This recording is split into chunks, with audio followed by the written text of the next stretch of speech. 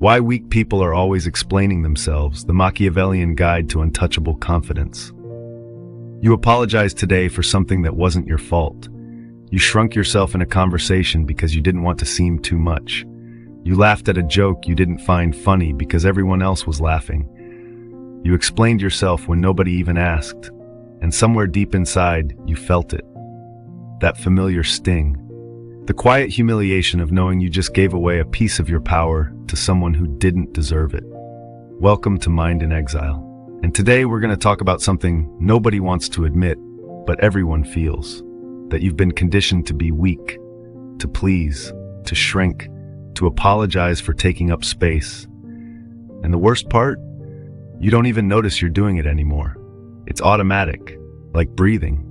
But here's what I'm going to tell you, and this might make you uncomfortable. Your niceness isn't kindness. Your constant explaining isn't clarity. Your need to be liked isn't love, it's fear. And that fear has turned you into a servant, not to a king or a boss or even a system, but to your own desperate need for approval. And there was a man who understood this better than anyone. His name was Niccolo Machiavelli. He lived in 16th century Florence during a time of chaos, betrayal, and brutal political warfare. And he wrote a book that terrified people so much they banned it, condemned it, called it evil. The book was called The Prince. And in it, Machiavelli laid out a simple, uncomfortable truth that still pisses people off today. Power doesn't belong to the kindest. It doesn't belong to the smartest. It doesn't even belong to the most talented. Power belongs to the most certain. To the person who refuses to flinch, refuses to apologize, refuses to beg for validation. The person who understands that in a world full of people desperate to please, the one who demands respect without asking for it will always win. Now, before you close this video thinking I'm about to teach you how to be a manipulative sociopath, let me be clear. This isn't about being cruel.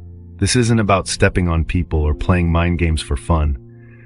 This is about something deeper, something most people will never understand because they're too busy performing, too busy explaining, too busy shrinking.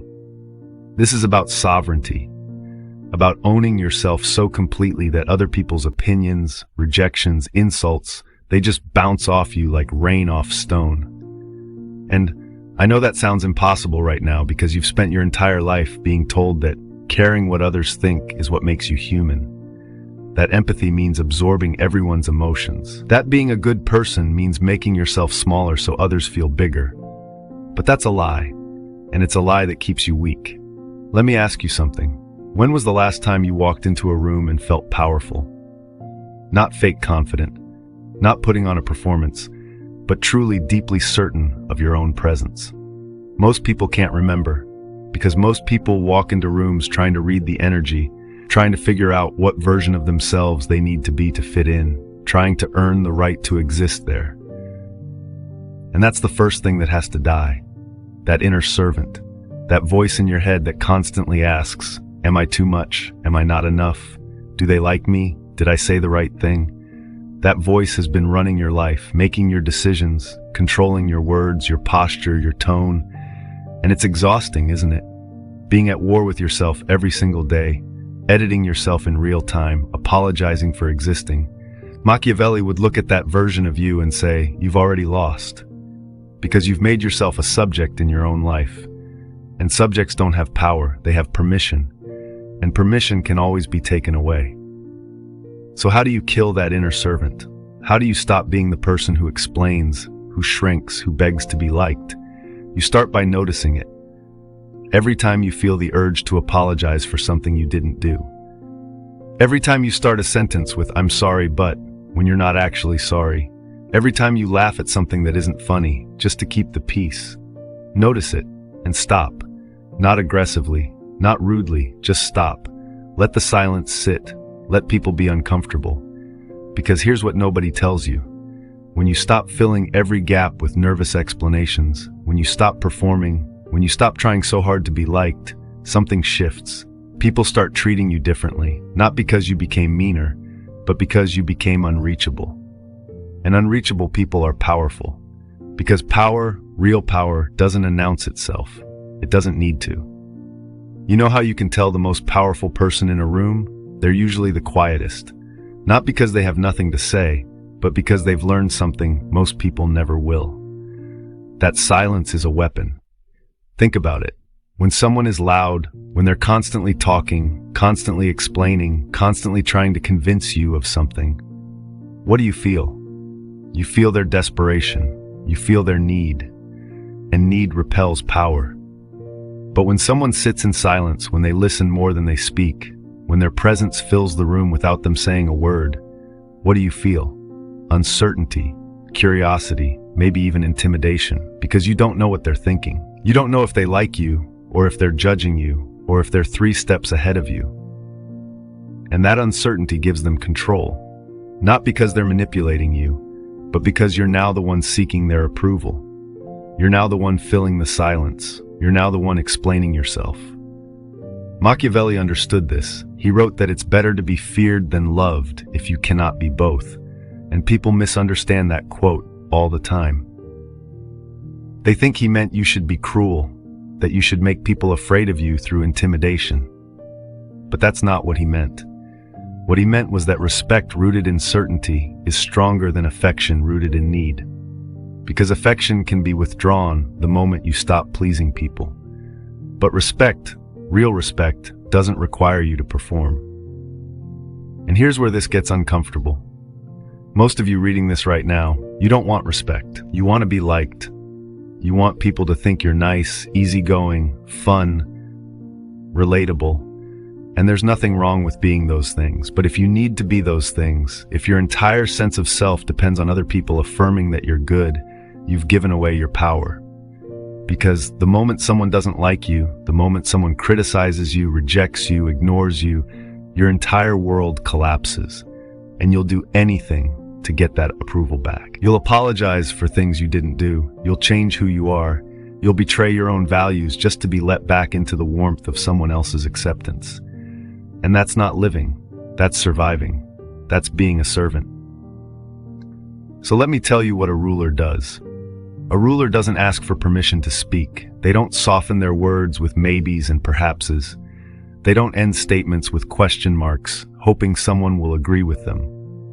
When a ruler speaks, they speak with finality, not arrogance, not aggression, just certainty. And people follow certainty, not because it's always right, but because it's clear. Think about the leaders you've seen in your life, in history, in media. The ones people followed weren't always the smartest, they weren't always the kindest, but they were always certain. They spoke as if their words were facts, as if their vision was inevitable. And people believed them, not because they had proof, but because they believed themselves first. Machiavelli wrote that the lion cannot protect himself from traps, and the fox cannot defend himself from wolves. Therefore, one must be a fox to recognize traps, and a lion to frighten wolves. What does that mean? It means you need 2 things to hold power: intelligence to see what's really happening, and presence to make others respect your boundaries. Most people have neither. They're not observing, they're reacting.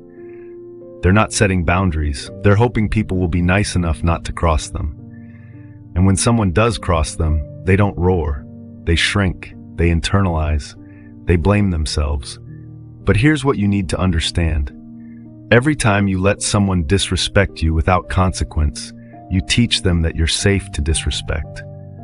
Every time you accept treatment you don't deserve, you signal that you don't value yourself. And people will treat you exactly how you teach them to treat you. So, when someone insults you, when someone dismisses you, when someone tries to make you feel small, the Machiavellian response isn't to fight back emotionally. It's not to yell or cry or defend yourself. It's to become stone, to look at them with the kind of calm that says, I see exactly what you're doing. And it doesn't touch me. Because emotional reactions give people power over you. When you react, when you defend, when you explain, you show them they got to you. You show them where you're vulnerable. And Machiavelli would tell you, never show your wounds to people who didn't help you heal them. Instead, you observe, you calculate, you note who this person really is, and you adjust accordingly, not out of revenge, but out of clarity. You stop giving energy to people who don't deserve it. You stop expecting warmth from cold people. You stop trying to convince people who've already decided not to respect you. And this is where most people fail, because they think power means forcing people to respect them. But real power is not needing their respect at all. It's being so rooted in your own value that other people's opinions become irrelevant. Not because you're arrogant, but because you've stopped outsourcing your worth. Now let's talk about rejection, because this is where the inner servant screams the loudest. When you get rejected, whether it's romantic, professional, social, your instinct is to take it personally, to ask, what's wrong with me? Why wasn't I enough? And you spiral. You replay every interaction, you dissect every word, you torture yourself trying to figure out what you could have done differently. But Machiavelli would tell you that rejection isn't about you, it's about them. It's about their needs, their fears, their limitations, and more importantly, it's information. Rejection tells you where you don't belong. It tells you who isn't aligned with you. It saves you time, energy, heartbreak, but only if you stop treating it like a wound and start treating it like a signal. The Machiavellian response to rejection isn't to beg for another chance. It isn't to explain yourself or prove your worth. It's to withdraw, silently, completely, without drama. You don't announce your exit. You don't make it a performance. You just leave, and you take everything you were offering with you, your time, your energy, your presence, and you redirect it toward people and places that actually value it. And here's the twist. When you do that, when you stop chasing, something interesting happens. The people who rejected you often come back.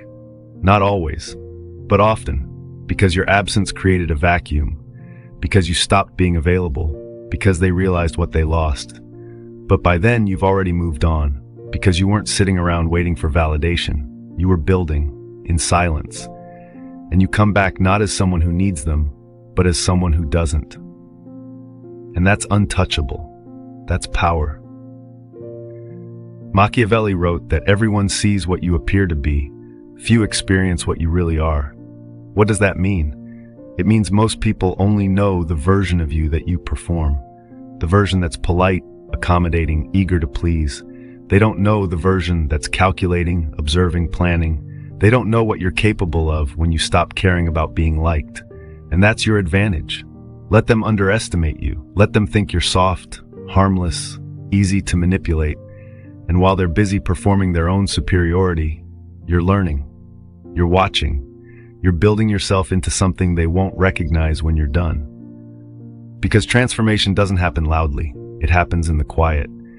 In the moments you choose yourself over approval.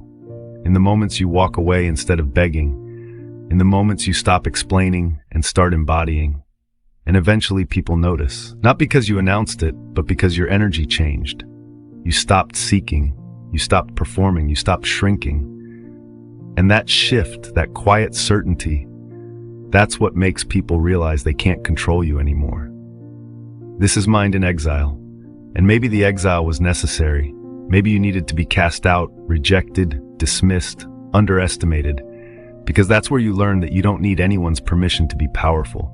You don't need anyone's validation to matter. You don't need anyone's approval to take up space. The inner servant is dead, and what's left is someone who knows their worth, someone who speaks with certainty, someone who sits in silence like a king, someone who treats rejection not as a wound but as a filter, someone who's become psychologically unreachable, not cold, not cruel, just untouchable. And that's not arrogance, that's sovereignty. So the next time you feel the urge to apologize for nothing, to explain yourself to people who don't matter, to shrink so someone else feels comfortable, remember this. Power belongs to the certain, and you're done asking for permission. Stop explaining, stop performing, stop begging. You're not a servant anymore.